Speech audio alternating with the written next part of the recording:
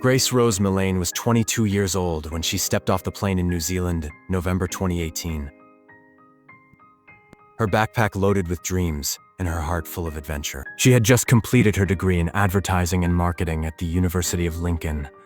And like countless young travelers before her, she had chosen to celebrate this milestone with a gap-year journey around the world. Stories of survival. Grace Rose Millane was born on December 2, 1996, in Wickford, Essex, to David and Gillian Millane. She was the youngest of 3 children, with 2 older brothers, Michael and Declan, who would later describe her as the heart and soul of their family. Grace was known for her infectious laughter, her adventurous spirit, and her ability to light up any room she entered. Growing up in the small town of Wickford, Grace was an active child who threw herself into everything she did with characteristic enthusiasm. She was a talented athlete who played netball and participated in various sports throughout her school years. Her teachers remembered her as a bright, engaged student who always had a kind word for everyone she met. After completing her A-levels, Grace enrolled at the University of Lincoln to study advertising and marketing. University life suited her perfectly, and she thrived in the social environment while maintaining her academic commitments. Her friends from university would later describe her as someone who was always up for an adventure, whether it was a spontaneous night out or planning elaborate trips during semester breaks. Grace's love of travel had been evident from an early age. She had taken every opportunity to explore new places, from family vacations to university exchange programs. When she graduated in the summer of 2018, the decision to take a gap year and travel the world seemed natural. She had saved money from part-time jobs during university and had the full support of her family, who knew that travel would broaden her horizons and provide experiences that would serve her well in her future career. Her planned route would take her through South America first, where she spent several months exploring Peru, Bolivia, and other countries. From there, she planned to continue on to New Zealand, Australia, and potentially other destinations in Southeast Asia. She documented her travels extensively on social media, sharing photos and stories that showed her genuine joy in discovering new places and meeting new people. Grace arrived in New Zealand in November 2018, having already spent months backpacking through South America. Her social media posts from this period show a young woman who is absolutely in love with travel and the freedom it provided. Photos from her time in Peru and Bolivia capture her radiant smile as she posed in front of ancient ruins, stunning landscapes, and bustling markets. New Zealand held special appeal for Grace, as it did for many young British travelers. The country's reputation for natural beauty, adventure sports, and friendly locals made it a popular destination for gap-year travelers. The shared language and cultural similarities also made it feel familiar while still offering the excitement of exploring somewhere new. Grace planned to spend several weeks in New Zealand before continuing on to Australia. She had booked accommodation in Auckland and was excited about the possibilities the North Island offered. From exploring the city's vibrant culture to taking day trips to see the famous landscapes she had admired in photos for years. She maintained regular contact with her family throughout her travels, sending messages and photos that showed she was safe and happy. Her parents, David and Gillian, had initially been nervous about their youngest child traveling alone on the other side of the world, but Grace's regular updates and obvious enjoyment of her adventure had reassured them that she was capable and careful. In late November 2018, Grace arrived in Auckland, New Zealand's largest city and a hub for international travelers. She checked into backpacker accommodation and began exploring the city, documenting her experiences on Instagram and staying in touch with friends and family back home. Everything seemed to be going perfectly according to plan. December 1, 2018 was Grace's 22nd birthday. It should have been a day of celebration, surrounded by new friends she had met in the backpacker hostels, or perhaps connecting with other travelers exploring Auckland. Instead, it would be the last day of her life, Grace spent her birthday exploring Auckland's city centre, taking photos and enjoying the warm summer weather. New Zealand's December is the height of summer, and the city would have been bustling with both locals and tourists enjoying the pleasant condition. Grace posted several photos on Instagram throughout the day, showing her trademark bright smile as she celebrated her birthday in this beautiful new place. That evening, Grace made the decision that would cost her life. Like millions of young people around the world, she opened the Tinder dating app on her phone and began swiping through potential matches. The app had become a common way for travelers to meet locals or other travelers, and many people used it not just for romantic connections, but also to find people to explore cities with, or simply to have someone to talk to in a new place. Grace matched with a man named Jesse Shane Kempson, though at the time she would have known him only by his first name and the photos he had chosen to display on his profile. Kempson was 26 years old, a few years older than Grace, and had grown up in the Wellington region of New Zealand. To anyone looking at his profile, he would have seemed like a normal young man living in Auckland. What Grace couldn't have known was that Kempson had a history of violence against women that was still unknown to authorities. The cheerful, normal facade he presented on social media and dating apps hid a dangerous predator who had already committed violent crimes against other women. Grace and Kempson began messaging through the app, and they arranged to meet that evening for drinks. This was not unusual behavior, for a young traveler meeting locals through dating apps had become a common way to experience a city from an insider's perspective, and Auckland was generally considered a very safe place for such encounters. On the evening of December 1, Grace got ready for her date with the same care and excitement she brought to all her adventures. She chose a black dress and took photos of herself in the mirror of her accommodation, posting one to Instagram with a birthday celebration message. The photo would later become one of the last images of her alive, showing a beautiful young woman excited about what the evening might bring. Grace and Kempson had arranged to meet at the Sky City complex in central Auckland, a popular entertainment district filled with restaurants, bars, and the city's famous Sky Tower. The area was always busy with both locals and tourists, making it seem like a safe public place for a first meeting. Security camera footage would later show Grace arriving at the meeting location, looking confident and happy. She met Kempson. The two of them were captured on various security cameras throughout the evening as they moved between different bars and restaurants in the city center. Witnesses who saw them together that evening would later describe them as seeming to get along well, appearing to be enjoying each other's company as they shared drinks and conversation. There was nothing in their public interaction that suggested any tension or concern. To observers, they looked like any young couple on a successful first date. As the evening progressed, Grace and Kempson continued drinking and talking. Security footage tracked their movements through several venues, showing them walking together through the busy streets of central Auckland. Grace appeared relaxed and comfortable, showing no signs of distress or concern about her companion. The final security camera footage of Grace alive was captured at approximately 9:41 p.m. on December 1, showing her entering the City Life Hotel with Kempson. This would be the last time anyone except her killer would see Grace Millane alive. And what happened in Kempson's hotel room that night would only be fully revealed during his trial over a year later. Grace followed Kempson to his room at the City Life Hotel, a modern accommodation in the heart of Auckland's central business district. She likely expected to continue their conversation in a more private setting, perhaps not intending to stay the night, but simply extending what had been a pleasant evening. Instead, she encountered a predator who had been carefully concealing his true nature. The details of what happened next are difficult to recount, but they became part of the public record during Kempson's trial as prosecutors laid out the evidence of his crime.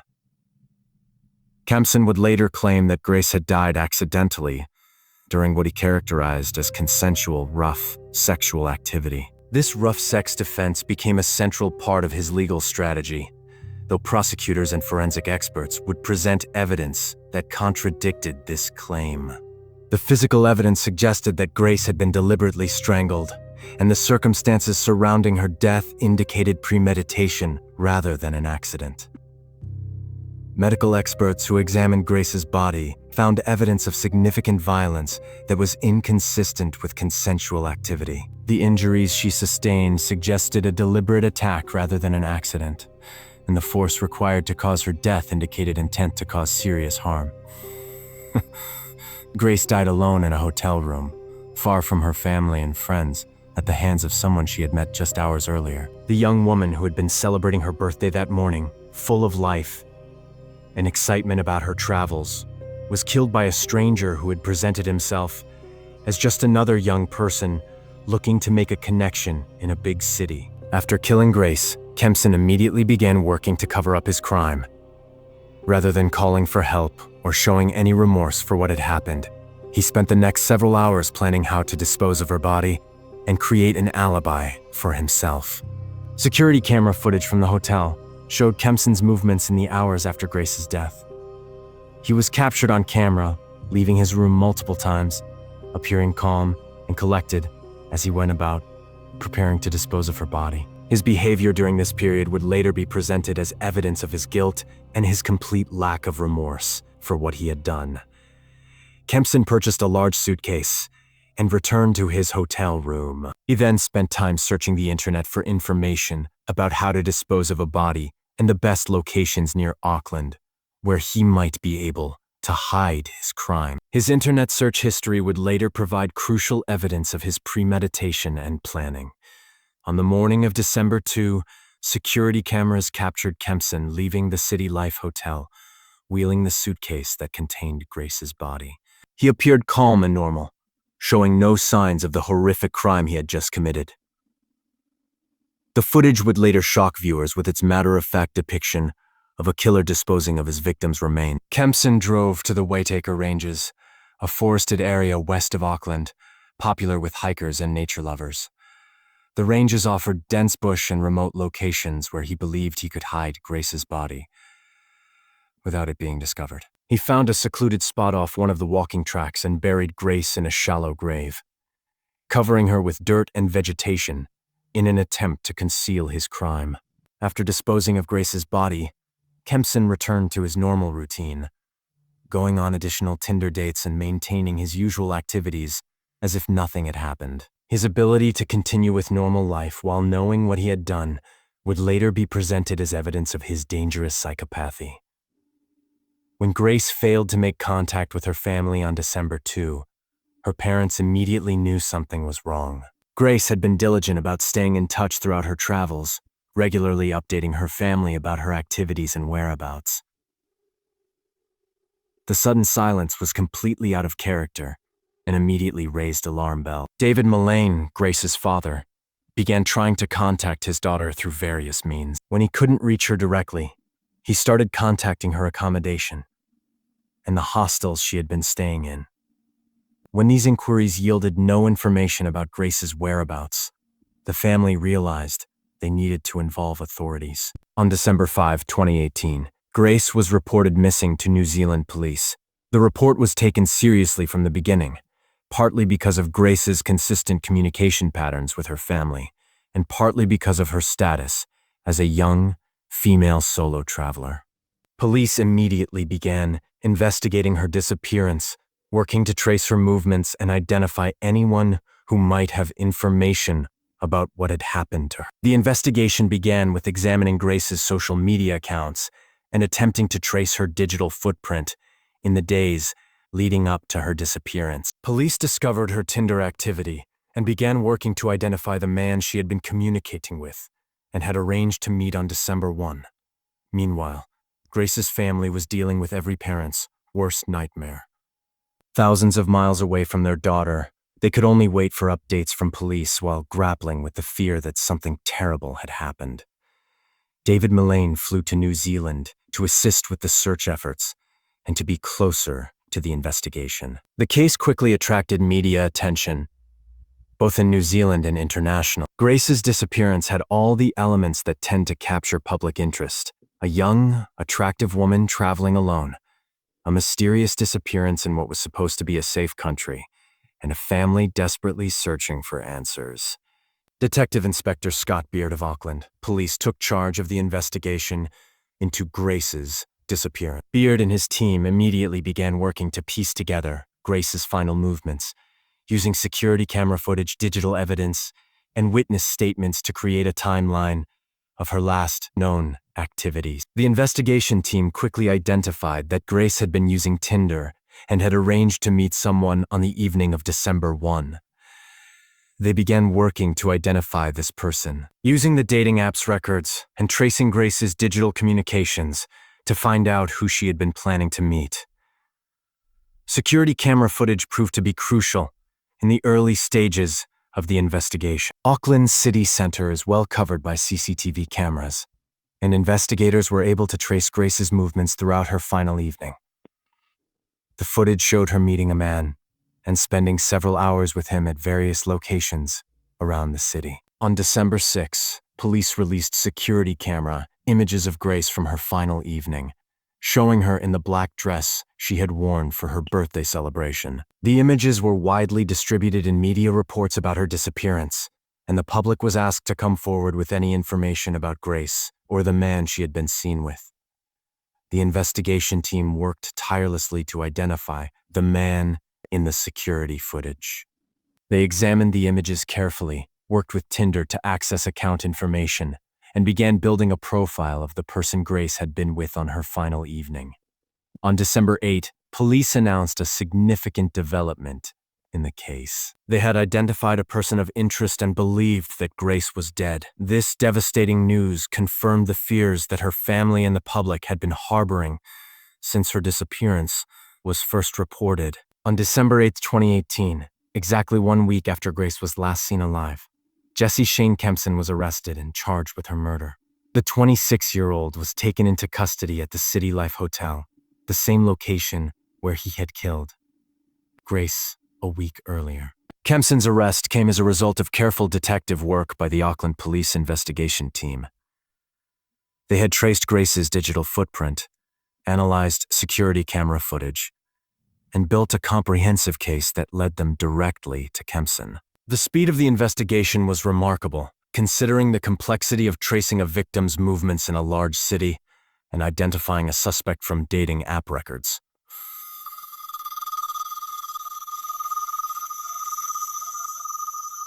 He claimed that he had met Grace for drinks, but that she had left his hotel room alive and well in the early hours of December 2. This story would change multiple times as the investigation progressed, and more evidence was uncovered. The news of Kempson's arrest provided some relief to Grace's family and the New Zealand public, who had been following the case closely.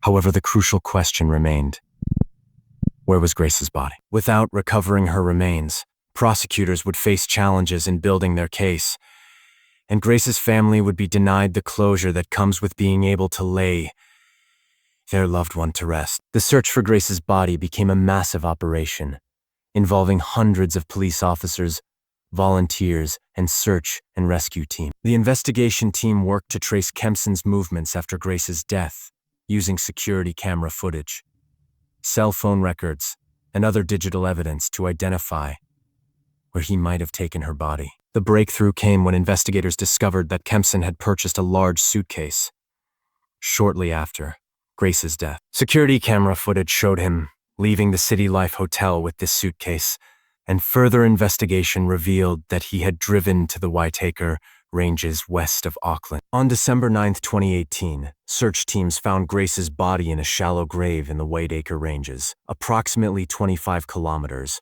from where she was last seen alive. The discovery ended the agonizing wait for her family and provided the crucial physical evidence that prosecutors would need to build their case against Kempson. The recovery of Grace's body was a moment of both relief and profound sadness for everyone involved in the case. For her family, it meant they could finally bring their daughter home and begin the process of saying goodbye. For investigators, it provided the evidence they needed to ensure that Kempson would face justice for his crime. The location where Grace was found became a crime scene, with forensic experts working carefully to document everything and collect evidence that would be used in the prosecution. The shallow grave and the condition of Grace's remains provided additional evidence about how she had died and how Kempson had attempted to cover up his crime.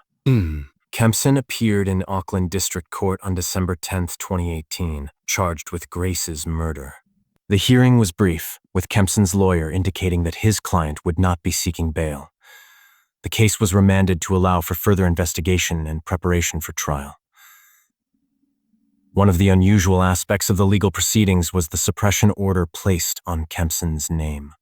New Zealand courts have strict rules about protecting the identity of accused persons before trial, and in this case, the judge ruled that Kempson's name could not be published until after his trial was complete. This meant that for nearly 2 years, he was referred to only as the accused or the man charged with Grace Millane's murder in media reports. This name suppression would become a source of frustration for many following the case, particularly Grace's family and the international media covering the story. However, New Zealand's legal system prioritizes the right to a fair trial, and the suppression order was maintained despite numerous appeals and challenges. The case attracted enormous public interest, both in New Zealand and internationally. Grace's murder had struck a chord with people around the world, particularly young women and parents of daughters who were traveling or planning to travel. The case highlighted the risks that solo female travelers face and sparked conversations about safety and dating app culture. As the investigation into Grace's murder continued, police began receiving reports from other women who had encountered Kempson through dating apps. These women came forward after seeing his image in connection with Grace's case, and their stories revealed a pattern of violent behavior that predated Grace's murder. The investigation revealed that Kempson had sexually assaulted another British tourist just 3 weeks before he killed Grace. This woman, who had also met Kempson through Tinder, reported that he had attacked her in his hotel room, but that she had managed to escape. Her courage in coming forward provided crucial evidence about Kempson's pattern of behavior and his targeting of young female travelers. Additional women came forward with stories of dates with Kempson that had turned violent or concerning. These accounts painted a picture of a serial predator who used dating apps to target vulnerable women, particularly tourists who were unfamiliar with Auckland and had limited local support network. The revelation of these additional crimes was devastating for Grace's family, as it suggested that her death might have been prevented if Kempson's previous attacks had been reported. It also highlighted the broader issue of violence against women and the ways that predators use technology and social circumstances to target their victims. Kempson's trial began in November 2019, nearly a year after Grace's murder. The trial was held at the Auckland High Court and attracted enormous media attention, with journalists from around the world covering the proceedings. Grace's family traveled from England to attend the trial, determined to see justice done for their daughter. The prosecution case was led by Crown Prosecutor Brian Dickey, who presented a comprehensive case based on physical evidence, digital forensics, and witness testimony. The prosecution argued that Kempson had deliberately murdered Grace and then gone to elaborate lengths to cover up his crime. The evidence presented at trial included security camera footage showing Grace and Kempson together on the evening of December 1, as well as footage of Kempson disposing of Grace's body the following day. Digital evidence showed Kempson's internet searches for information about disposing of bodies and his movements in the hours after Grace's death. Forensic evidence contradicted Kempson's claims that Grace had died accidentally during consensual sexual activity. Medical experts testified that the injuries Grace sustained were consistent with deliberate strangulation and that the force required to cause her death indicated intent to cause serious harm. The defense, led by lawyer Ian Brookie, maintained that Grace's death had been accidental and occurred during consensual sexual activity that had gone wrong. This rough sex defense became a central part of Kempson's legal strategy, though it was widely criticized as being both legally questionable and deeply insensitive to Grace's memory. The defense argued that Kempson had panicked after Grace's accidental death and had made poor decisions about how to handle the situation. They claimed that his actions after her death, while admittedly wrong, were the result of fear and panic rather than evidence of premeditated murder. On November 22, 2019, after deliberating for approximately 5 hours, the jury returned their verdict. Jesse Shane Kempson was found guilty of murdering Grace Millane. The unanimous verdict brought an end to the 3-week trial and provided the justice that Grace's family had been seeking. The reading of the verdict was an emotional moment in the courtroom. Grace's family members wept with relief, while Kempson showed little visible reaction to the news that he would be spending decades in prison for his crime. Outside the courthouse, Grace's father, David Millane, spoke to the media about the verdict. He thanked the New Zealand police for their thorough investigation and the prosecutor for their work in securing the conviction. He also spoke about Grace's memory and the impact her death had had on their family. The verdict was welcomed by advocates for women's rights and critics of the rough sex defense that Kempson's legal team had attempted to use. The successful prosecution sent a clear message that violence against women would not be excused or minimized, regardless of the circumstances in which it occurred. For the New Zealand public, the verdict provided closure to a case that had captivated and horrified the nation. Grace's murder had sparked important conversations about violence against women, the safety of tourists, and the responsibility of dating app companies to protect their users. On February 21, 2020, Kempson returned to court for sentencing. Justice Simon Moore sentenced him to life imprisonment with a minimum non-parole period of 17 years. This was close to the maximum sentence possible under New Zealand law and reflected the serious nature of Kempson's crime. During the sentencing hearing, Grace's family members were given the opportunity to deliver victim impact statements. These statements provided a heartbreaking insight into the impact that Grace's murder had had on her loved ones. Grace's mother, Gillian Millane, spoke directly to Kempson about her daughter's final moments. "You are a monster," she told him. "You are a coward. You are a liar. Grace was murdered by you in the most brutal way. Grace would have been terrified, and she died terrified and alone in that room." Her father, David Millane, spoke about the ongoing impact of Grace's death on their family. He described how the murder had destroyed their lives and how they would never recover from the loss of their youngest child. He also spoke about Grace's dreams and ambitions, all of which had been cut short by Kempson's actions. The sentencing provided a measure of closure for Grace's family, though they made it clear that no sentence could ever truly compensate for their loss. The 17-year minimum term meant that Kempson would be middle-aged before he could even be considered for parole, ensuring that he would spend the prime years of his life in prison for his crime. One of the most unusual aspects of the Grace Millane case was the extended battle over name suppression for her killer. Throughout the investigation, trial, and initial sentencing, Kempson's identity was protected by New Zealand's strict suppression laws, which are designed to ensure fair trials for accused persons. This name suppression continued even after Kempson's conviction, as his legal team argued that identifying him could prejudice other legal proceedings. Kempson had been charged with additional offenses related to his attacks on other women, and his lawyers claimed that naming him could interfere with these cases.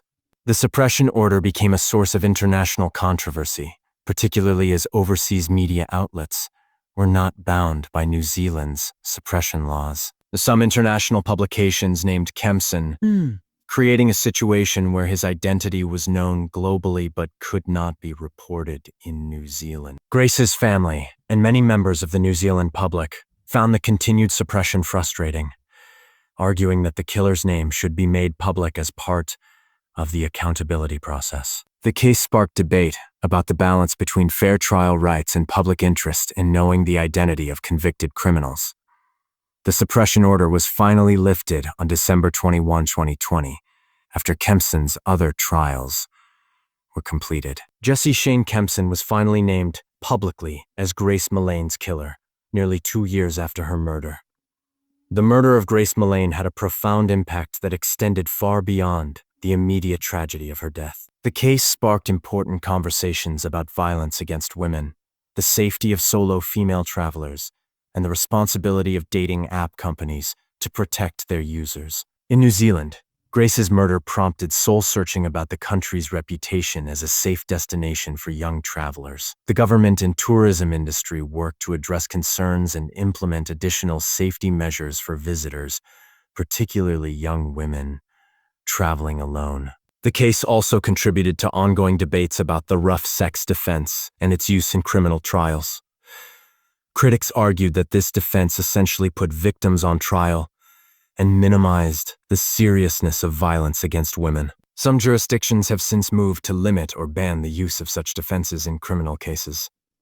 Dating app companies faced increased scrutiny about their safety measures and the screening of users. While apps like Tinder had always included safety advice and reporting mechanisms, Grace's case highlighted the limitations of these measures when dealing with skilled predators who could present convincing, normal facades. The international media attention on Grace's case also brought attention to other cases of violence against women that might otherwise have received less coverage. Her story became emblematic of the broader issues facing women around the world, and her name became associated with campaigns for better protection and justice. In the years since her death, Grace Millane has been remembered not just as a victim, but as a vibrant young woman whose life was full of promise and potential. Her family has worked to ensure that her memory is preserved and that her story continues to make a positive impact. The Grace Millane Foundation was established to support young women's safety while traveling and to fund education programs about the risks of online dating and meeting strangers. The foundation works to turn the tragedy of Grace's death into something that might prevent similar tragedies in the future. Grace's University, the University of Lincoln, has also honored her memory with scholarships and programs designed to support students' travel and international experiences while emphasizing safety and awareness. These initiatives ensure that Grace's love of travel and adventure continues to inspire others while promoting the caution that might have saved her life. Each year on December 2, Grace's birthday, her family and friends share memories and photos that celebrate her life, rather than focusing solely on her death. These tributes show a young woman who was beloved by everyone who knew her, someone whose bright spirit touched many lives during her too short time on Earth. The murder of Grace Millane remains one of New Zealand's most shocking and heartbreaking crimes. A young woman who should have been celebrating her birthday and exploring a beautiful new country instead became the victim of a predator who targeted vulnerable women through dating apps. Grace's story serves as a tragic reminder of the dangers that can lurk behind seemingly normal interactions in our increasingly digital world. Her killer presented himself as just another young person looking to make connections, but he was actually a violent predator who had already attacked other women and was escalating his pattern of abuse. The investigation and trial that followed Grace's murder demonstrated both the power of modern forensic techniques and the importance of supporting victims who come forward to report crimes. The digital evidence that convicted Kempson's security camera footage, internet search records, and cell phone data created an unshakable case that no amount of legal maneuvering could overcome. Most importantly, Grace's case sparked conversations and changes that may prevent future tragedies. Her death was not in vain if it leads to better safety measures for travelers, more awareness about the risks of online dating, and stronger support for women who experience violence. Grace Millane was more than just a victim. She was a daughter, sister, friend, and adventurer whose life was full of love, laughter, and promise. While her journey was cut tragically short, her memory continues to inspire others to travel safely, love deeply, and never take for granted the precious gift of life itself. Jesse Shane Kempson stole Grace's future, but he could not steal her memory or the positive impact her story continues to have. As he serves his sentence in a New Zealand prison, Grace's family and friends continue to honor her life and work to ensure that her death makes the world a safer place for other young women pursuing their dreams.